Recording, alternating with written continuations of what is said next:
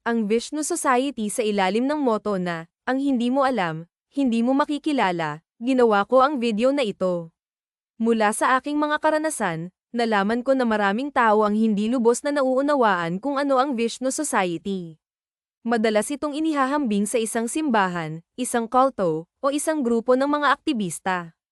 Ang mga paghahambing na ito ay naiintindihan ngunit hindi tumpak na nakukuha ang tunay na katangian ng Vishnu Society.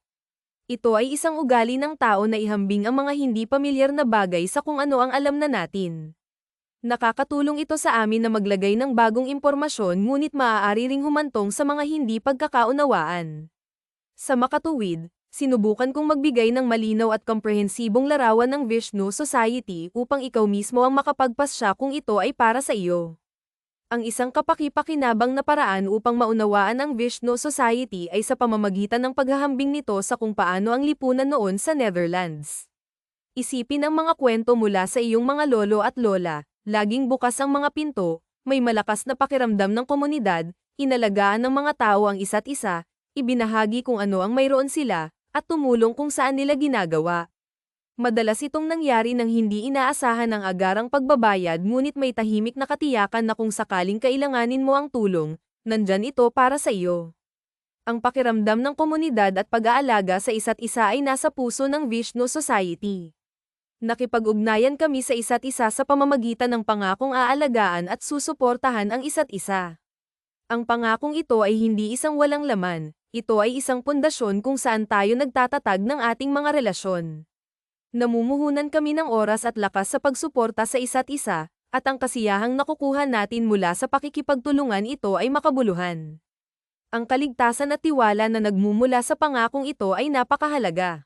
Ang suporta na ibinibigay namin sa isa't isa ay tunay na kahanga-hanga at bumubuo ng isang malakas na network ng pangangalaga at responsibilidad. Minsan may hindi pagkakaunawaan tungkol sa tungkulin ng Guru Besar, ang pinuno ng ating lipunan. Minsan siya ay maihahambing sa isang pinuno ng simbahan o isang pinuno ng kulto, isang taong nagpapataw ng mga patakaran at nagbibigay ng mga utos. Gayunpaman, ito ay isang maling kuro-kuro na nagmumula sa paghahambing sa kung ano ang alam na ng isa. Ang terminong Guru Besar ay nangangahulugang dakilang guro o tagapagturo.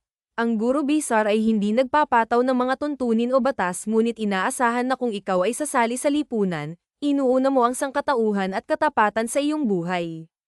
Hindi niya hinihiling na sundin mo siya sa tradisyonal na kahulugan ngunit upang mangako sa mga halaga at prinsipyo na itinataguyod ng ating lipunan. Maaari kang laging bumaling sa Guru Besar para sa malawak na hanay ng mga issue. Kabilang dito ang mga tanong sa buhay, mga personal na problema, at gabay sa mga lugar tulad ng sinaunang martial arts, herbalism, at acupressure.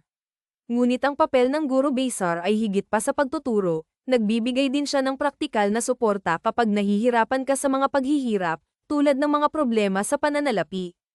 Hindi man siya kaagad nag-aalok ng pera, nagbibigay siya ng suporta ng buong komunidad. Tinutulungan ka niya na makahanap ng mga solusyon at sumulong sa iyong buhay, na isang mahalagang paraan ng suporta sa mga mapanghamong panahon.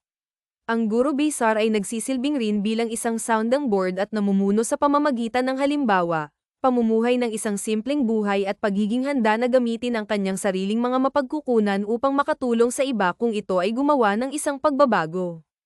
Ang kanyang estilo ng pamumuno ay hindi manghimasok ngunit nakaka-inspirasyon. Isinama niya ang mga halaga ng lipunan at nag-aalok ng kanyang tulong at karunungan sa sinumang nangangailangan. Ang Vishnu Society ay higit pa sa isang koleksyon ng mga tao na may isang layunin. Ito ay isang komunidad na nakabatay sa kapwa pangangalaga, suporta, at paggalang. Nagbibigay ito ng istruktura ng suporta at isang network ng mga taong handang tumulong, turuan, at magbigay ng inspirasyon sa isa't isa.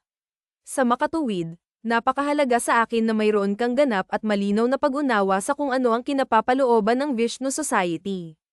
Pagkatapos lamang ay makakagawa ka ng matalinong desisyon tungkol sa kung ang lipunang ito ay maaaring isang mahalagang karagdagan sa iyong buhay.